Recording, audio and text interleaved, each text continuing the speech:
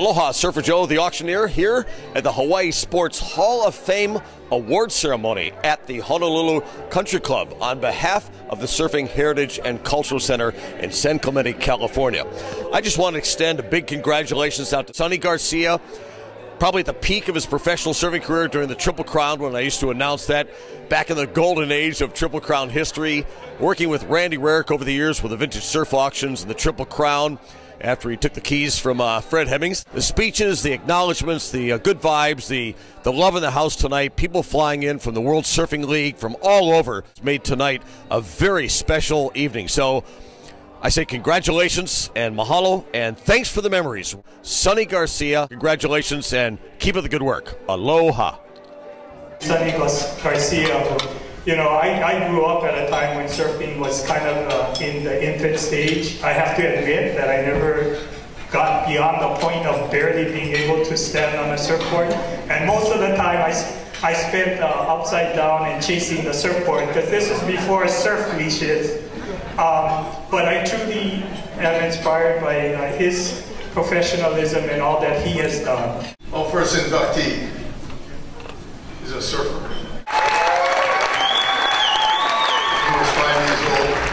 Entered surf contests from his early years, often borrowed boards he could use.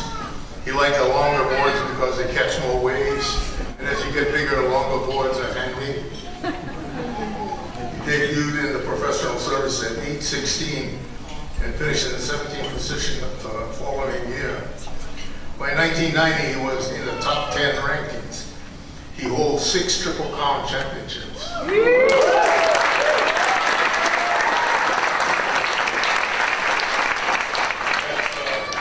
92, 93, 94, 99, 2000, 2001. Among these many surfing achievements, he was named the 2000 ASB World Champion.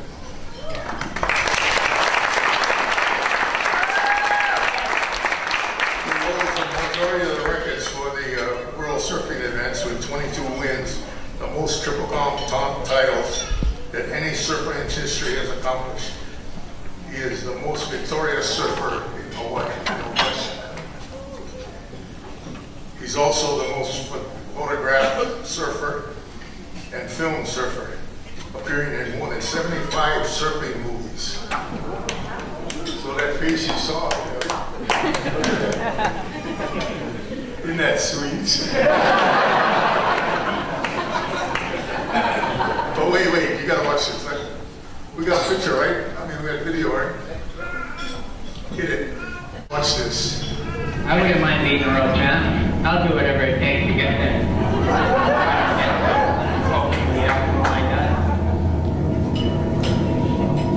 I want to win a world title before I retire and, I'm getting old. Stand up, hold it in the barrel, Sonny Garcia. Won the Triple Crown 5 times. Well, that's it. And he just unleashed some serious backgammon. God is there, coming back into the white water and having a way. There's a new 2000 world champion, Sonny Garcia. From an early young age, you would ask him what he wanted to be when he grew up, and he would tell you he wanted to be the best surfer in the world. We were Sonny's first sponsor when he was very young, and I watched him on the South Shore, surfing at Sandy. Sonny was always the name that came up, so we sponsored him. When you speak of Sonny Garcia and the type of people that he was following in the footsteps from, you think of the Barry Kanai-Napunis, Dan Kealoha's, and even the Johnny Boy Gomes, the Reno Aguileras. Sonny's in that group of incredibly talented people. My first impression was Sonny, little kid, skinny, broken nose on his face and a broken nose on his board. Having to deal with Vincent Sonny Garcia, I sometimes always wondered how he got the name Sonny, because he sure didn't have a sunny disposition. I surfed my first event, I already had a clear goal. My goal was to be a professional surfer, to be the world champ. Sonny, when he first appeared on the scene, I didn't remember him having this long, industrious amateur career. I just remember him appearing as a 16-year-old pro from Hawaii, just coming out of nowhere. He didn't even finish high school. He just went right on tour, 16 years old, and with a vengeance. Sonny was reminiscent of a young Muhammad Ali. When Cassius Clay was 16 years of age, Sonny, it was so simple. I mean, he had the ability to back it up. He talked the talk. He was, a good-looking young guy. He had a lot of spunk about him. He was fearless. He was brash, and he really had attitude. Well, the Triple Crown really emanated out of the fact that in previous times, Hawaii was where you came to really prove yourself. Randy Rarick and Fred Hemmings set that up to sort of be a showcase for what was needed to earn what would be considered to be the best surfer in the world. Sonny came out of the gate slam and Haleiwa. We had the quarters over there. If you could surf Pipeline great, if you could surf Haleiwa great, and if you could surf Sunset great, and you could be the dominant surfer in those three areas, then you kind of were crowned as the best surfer that year. Sonny Garcia came on the scene and not only had the power and the style, but he had the competitive drive to take that to a whole new level. And no one has ever won more Triple Crowns than Sonny Garcia. He is the most dominant Triple Crown surfer in the history of surfing. Sonny is a six-time Triple Crown champion. Great story to have him going for his 7th title. I would like nothing better to see Sonny potentially win that title. Sonny Garcia, one of the greatest all-time power surfers who ever evolved here on the North Shore. During this last competition, the Triple Crown, Sonny was at a level that you can't surf any better. He surfed as good as it can be surfed. I looked like he was going to win Sunset. I mean, he was in volume. I mean, it was Parker, Mick Fanning, and Sonny he was right there with them. These are the two hottest surfers in the world right now. He was right there with them. I mean, there was not a struck match between those guys. When I heard Sonny got a 9.57, I was like, oh, that's done. I didn't try to stay away from him. First wave of Sonny at Sunset was by far and away the best wave of that final. Sonny was surfing critically in the lineup. Sunset, I think he, hands down, surfs Sunset better than anyone. And he's one of the only surfers, I think, that can match his power to the power of the wave. And that wave's really powerful. It's hard to control, and he's one of the few surfers I think he matches it well, and he almost won that one. I heard the story you had like a 9.5 and then a 2 or something. If you could get a 3 at Sunset, it'd be a different story right now. What happened, man? I looked. I couldn't find one. Joe Parkinson won it on the basis of the rules. But as far as riding Sunset is concerned, from my perspective, Sonny was the standout. Come back his way, he goes into the barrel. Can he make it out? He's pumping through it, and he comes out. Can you believe it? Unbelievable.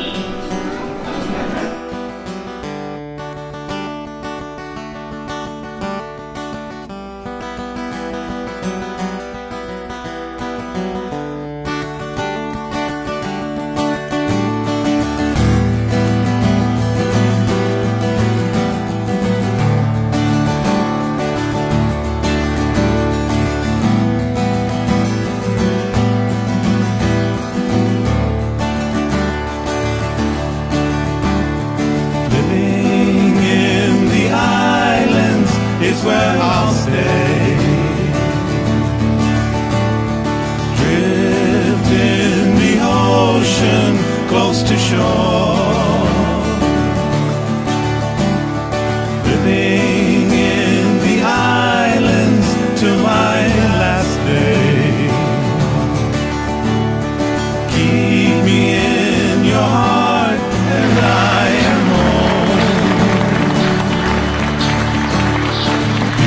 surrounding, loving hands do for me.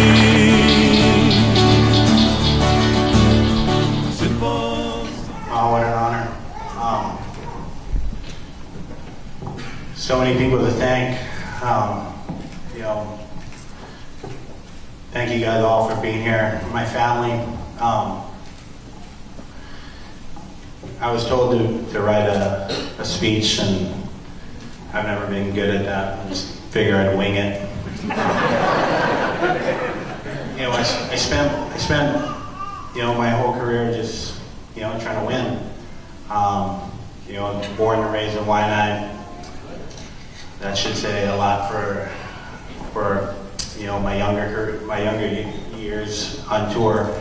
But I spent my second half of just trying to be the best I could be, and and be a good role model. And you know, today for me it's all about giving back to the kids and you know, trying to promote surfing.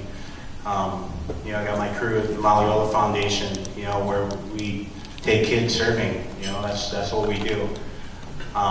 Being born and raised in Hawaii, and you know, trying to follow in the likes of you know Dukan and Moku and promote surfing and promote Hawaii and just show everybody what a great place we have here, and that all Hawaii people are great people and we're kind and giving. I don't know. I'm right now lost for words to see so many great athletes and people from Hawaii, and you know the who's who of Hawaii is here. You know, I see my Uncle John in the back there, and to see him, you know, be you know part of the Hawaii Sports Hall of Fame, and to be here today is just very humbling. You know, Randy Rarick, as much of the fights that we've gotten over the years, over the events and stuff, I do appreciate everything you've done for surfing, because without you, I wouldn't be here today. And you know, even though you know all those fights, I personally thank you.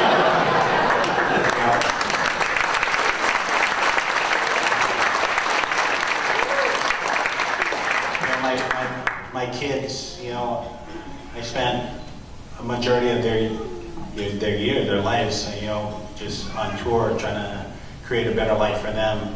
Meanwhile, you know, missing their lives, and I don't know.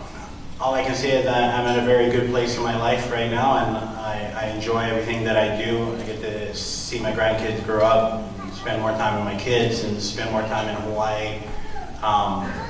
Transitioning from surf into doing some triathlons, and I did run the Honolulu Marathon without training, which I don't recommend to anyone. I did bad in the Triple Crown, and I thought, what can I do? I'm going to run the Honolulu Marathon without training. When I got to Hawaii Kai, I realized I had to run all the way back to the top. It was a pretty humbling experience. So. I thought I would top that this year by trying to finish the Ironman at the end of the year. So I'm in training for that, and God willing, I'll finish that race and wondered to myself, geez, that would be a lot harder than just running the Honolulu Marathon. Thank you, everybody. I'm humbled, and you know, there's been so much people that helped me along the way, and I thank everybody. And I know, thank you, appreciate it. Something to understand, who are we?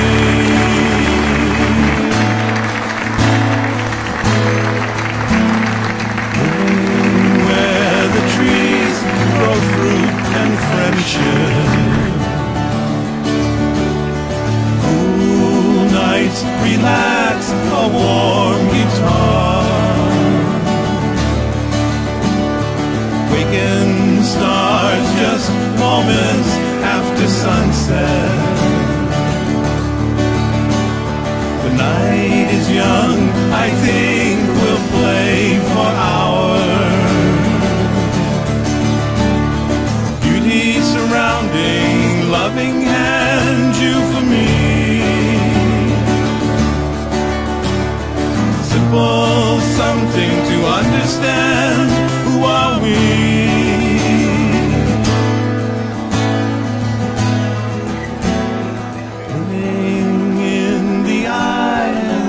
Is where I'll stay. Drift in the ocean, close to shore.